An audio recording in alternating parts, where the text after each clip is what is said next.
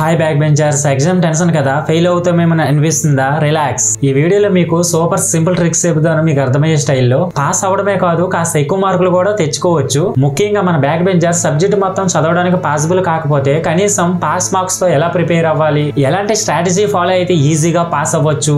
So ఇవన్నీ వీడియోలో తెలుసుకుందాం. మరి లేట్ ఎందుకు, ఈ వీడియోని పూర్తిగా చూడండి. Let's go.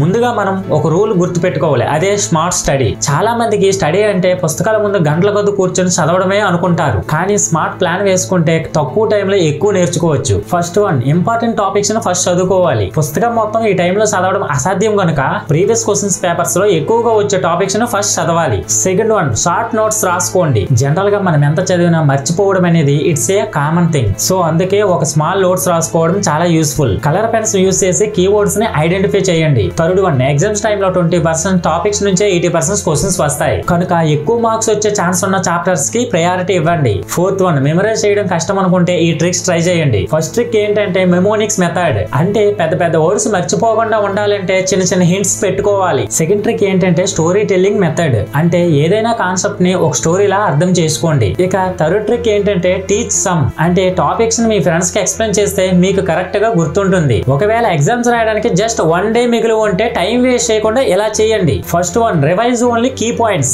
అంటే ఎగ్జామ్స్ కి వెళ్లే ముందు రోజు కొత్త చాప్టర్స్ చదవడం స్టార్ట్ చేయొద్దు, ఓన్లీ పాతవి రివిజన్ చేయండి. ఇక సెకండ్ వన్, గుడ్ స్లీప్. అంటే చాలా మంది నెక్స్ట్ డే ఎగ్జామ్ అనగానే దానికి ముందు రోజు నైట్ అంతా పడుకోకుండా తెగ చదివేస్తారు. సో అలా చేయొద్దు, ఎందుకంటే వచ్చిన కాస్త కూడా బ్రెయిన్ నుండి ఎగిరిపోతాయి. సో ఖచ్చితంగా కనీసం 6-7 గంటలు ప్రశాంతంగా నిద్రపోండి. సో ఇక ఫైనల్ గా third one, stay hydrated and relax. అంటే ఒకే ఎగ్జామ్ కాదు కదా, చాలా ఎగ్జామ్స్ మీరు రాయాలి. సెల్ఫ్ కాన్ఫిడెన్స్ ఉంటే ఖచ్చితంగా మీరు పాస్ అవుతారు. అంటే మీ మీద మీకు నమ్మకం ఉండాలి. ఇవన్నీ కాదండి, నేను ఎగ్జామ్ హాల్లో ఉన్నాను, నాకేం రావు, నా పరిస్థితి ఏంటి, నేను పాస్ అవ్వలేనా అని అంటే సో ఖచ్చితంగా చాలా ఈజీగా పాస్ అయిపోవచ్చు. అది ఎలాగో నేను చాలా జాగ్రత్తగా చెప్తాను, మీరు కూడా చాలా జాగ్రత్తగా వినండి friends. First of all, exam హాల్లో మనకి ఇచ్చిన 3 hours ను పెర్ఫెక్ట్ గా యూజ్ చేసుకోవాలి. ఫస్ట్ ఈజీ క్వశ్చన్స్ కి ఆన్సర్ చేసేయండి. ఎక్కడ కూడా టైం వేస్ట్ చేసుకోకుండా ప్లాన్ చేసుకుని రాయండి. హ్యాండ్ రైటింగ్ నీట్ గా ఉండి కీవర్డ్స్ ని హైలైట్ చేయండి. ఇక ఫైనల్ గా ప్రతి క్వశ్చన్ కి ఆన్సర్ విడిచిపెట్టకుండా ఆ క్వశ్చన్ కి సంబంధించిన రిలేటెడ్ ఆన్సర్ రాయండి. అంటే అడిగిన క్వశ్చన్ ఒకటైతే సంబంధం లేని ఆన్సర్ రాయడం కాదు, అలానే సినిమా స్టోరీలు రాయడం కాదు.